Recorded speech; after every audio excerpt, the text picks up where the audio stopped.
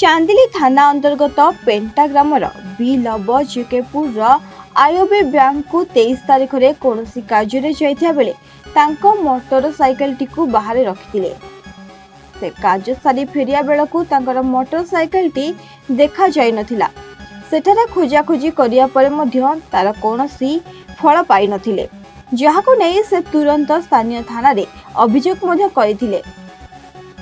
तेबे अभियोग भित्ति करी चांदिली थाना और कल्याण सिंहपुर थानार मिलित चढ़ाऊ रे 9टी बाइक उद्धार करने सहित 2 अभियुक्त को गिरफ्त करथिले।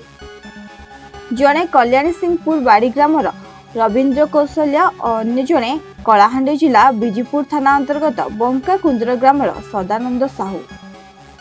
एही 2 अभियुक्त को आईपीसी धारा 379, 411, 34 अनुसार गिरफ्त करी कोर्ट चालान करा जायथिबा एक प्रेस विज्ञप्ति जरिया रे चांदिली थाना अधिकारी जणाइछन्ती।